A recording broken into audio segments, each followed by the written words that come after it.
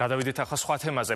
თანამდებობის პირების და სხვა საჯარო მოხელეების ანაზღაურება კვლავაც აქტუალურ თემად რჩება და ასეთად დარჩება. მანამ სანამ ხელფასებისა და პრემიების საკითხი საფუძვლიანად არ დარეგულირდება. ამას მმართველი გუნდიც ხვდება და ანაზღაურების ახალი სისტემის შემუშავებას გეგმავს. ჯერჯერობით კი რეალობა ასეთია. მინისტრებისა და მათი მოადგილეების შემდეგ ინფორმაციის თავისუფლების განვითარების ინსტიტუტმა რამდენიმე უწყების თანამშრომელთა პრემიებისა და სახელფასო დანამატების შესახებ გამოაქვეყნა მონაცემები. რამდენიმე წუთში თამარ ბაღაშვილი ამ თემაზე მომზადებულ სიუჟეტს წარმოგიდგენთ, მე კი მოკლედ გაგაცნობთ ყველაზე დიდ რიცხვებს ამ მონაცემებიდან.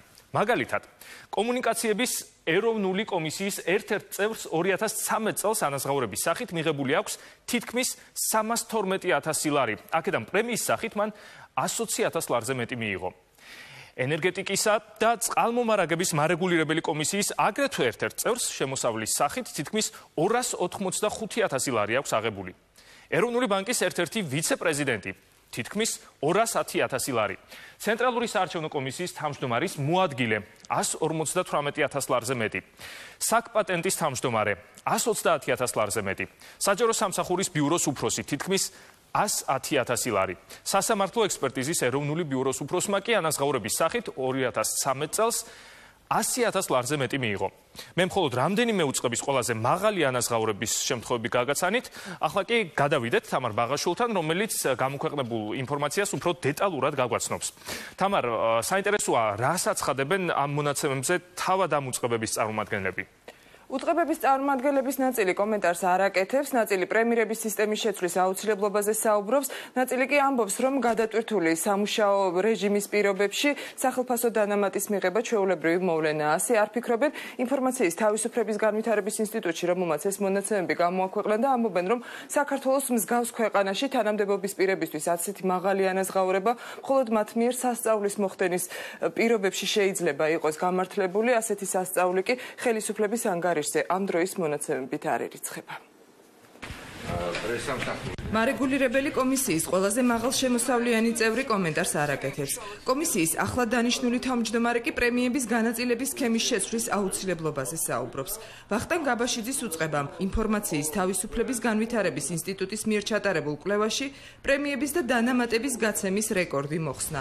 კვლევაში ნათქვამია, რომ მხოლოდ ერთ თვეში 2013 წლის ოქტომბერში კომისიის წევრებზე პრემიები ორჯერ ხელფასის 100 და 80%-ის ოდენობით გაიცა. პრემიერების სისტემა უნდა იყოს საქმიანობის ეფექტურობის დამახალისებელი და არა რაღაც გაუგებარი ჯილდო, ასე ვთქვათ, ხო? ანუ აქამდე გაუგებრად ხდებოდა მე მირჩევნია ისე, რომ ჩემს მოღვაწეობის პერიოდზე ვისაუბრო ის სისტემა პრემიერების, რაც არსებობდა, ჩემთვის მიუღებელია. მე უფლებამოსილებას შეუდექი კომისიის თავმჯდომარის 20 მაისიდან, ანუ 10 დღეა.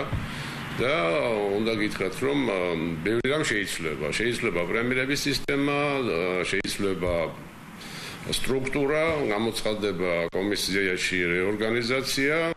გაცემული პრემიების და დანამატების რაოდენობით გამორჩეულია ცენტრალური საარჩევნო კომისიაც. IDFI-ის კვლევების მიხედვით ირკვევა, რომ 2013 წელს საარჩევნო ადმინისტრაციის ყოფილ და ახალ თავმჯდომარეებს, მათ მოადგილეს და CSKO-ს მდივანს პრემიის და სახელფასო დანამატის სახით მიღებული აქვთ 265,272 ლარი. თამარ ჟვანია პრემიების აღებას უარყოფს და ამბობს, რომ სახელფასო დანამატი საპრეზიდენტო არჩევნების დროს დატვირთული სამუშაო გრაფიკის გამო გამოიწერეს. საარჩევნო ადმინისტრაცია იმ მომენტში, როდესაც რა თქმა უნდა დანამატი გაიცემა, მოქმედებდა საარჩევნო აქტიურ პერიოდში და ეს რა თქმა უნდა მოიცავს გაცილებით მედატვირთვას და გაცილებით მძიმე თითქმის 24 საათიან სამუშაო რეჟიმს.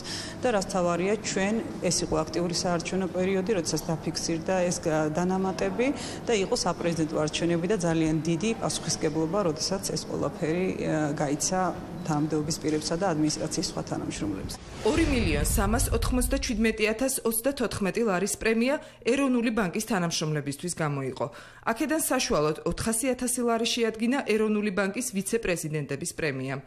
IDFI-ის მონაცემებით ეროვნული ბანკის პრეზიდენტს გიორგი ქადაგიძეს პრემია არ მიუღია, ისევე როგორც გენერალურ აუდიტორ ლაშა თორდიას, თუმცა მის სამსახურშიც პრემიები რამდენჯერმე გაიცა, სულ 1,33,970 ლარი. აქედან გენერალური აუდიტორის მოადგილეებმა თითოეულმა 14,500 ლარი მიიღეს. Რამდენიმეჯერ აქვს ორ მოადგილეს აღებული პრემია, ერთი არის საახალწლოდ, რომელიც მიიღო ყველა თანამშრომელმა და რამოდენიმეჯერ ორჯერ თუ სამჯერ არის გაცემული ხელფასის ერთმაგი ოდენობა. ერთჯერადად ეგ თანხა გაცემული არ არის.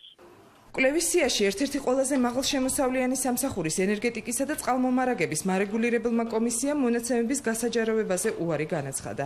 ამ საჯარო სამსახურის თანამშრომლების შემოსავალზე IDFI-მ კომისიის წევრის დეკლარაციით იხელმძღვანელა, სადაც შემოსავალი 284,289 ლარი ფიქსირდება. კომისიამ პრემიების და დანამატების შესახებ ინფორმაციის გაცემაზე დღესაც უარი თქვა. სუბიექტები ვინც არიან კანონით, ისინი წაადგენენ დეკლარაციას და ინფორმაციას აჩვენებენ. ეს არის შრომის ანაზღაურება ყველა შემთხვევაში და რაც შეეხება სხვა პირების მიერ მიღებულ შემოსავალს, მომაზრდებს ვერგეთოთ, იმიტომ რომ არ შეიძლება ჩემთვისაც კი ხელმისაწვდომი იყოს ესეთი სახის ინფორმაცია. კომპანია IDFI-ში, რომელმაც თანამდებობის პირების შემოსავლები გაასაჯაროვა, ამბობენ, რომ პრემიების და სახელფასო დანამატების რაოდენობამ ზოგ შემთხვევაში მოლოდინს გადააჭარბა. გიორგი კლდიაშვილის შეფასებით, ბიუჯეტიდან დაფინანსებული სამსახურების და მარეგულირებელი კომისიის წევრების ხელფასები და შემოსავლები ქვეყნის ეკონომიკური მდგომარეობის არაადეკვატურია. IDFI-ის დირექტორი ვერც იმ მიზეზებს აკონკრეტებს, რის გამოც თანამდებობის პირების ასეთი შემოსავალი გამართლებული იქნებოდა. ეს არის საჯარო სამსახური, ეს არის ხალხის სამსახური, შესაბამისად ადამიანი პიროვნება უნდა აცნობიერებდეს, რომ ის მიდის ხალხის სამსახურში და არ მიდის ბიზნესში, ეს არ არის ფუფუნების ადგილი, იმიტომ რომ დღეს საქართველოს თავისი სოციალური ფონით, სოციოეკონომიკური მდგომარეობით არ წარმოადგენს ისეთ ქვეყანას, სადაც საჯარო სამსახურში უნდა არსებობდეს ფუფუნება. რაში უნდა აიღოს საჯარო მოსამსახურემ 30,000 ლარი პრემიის სახით. ეს შემთთვის მართლა წარმოუდგენელია.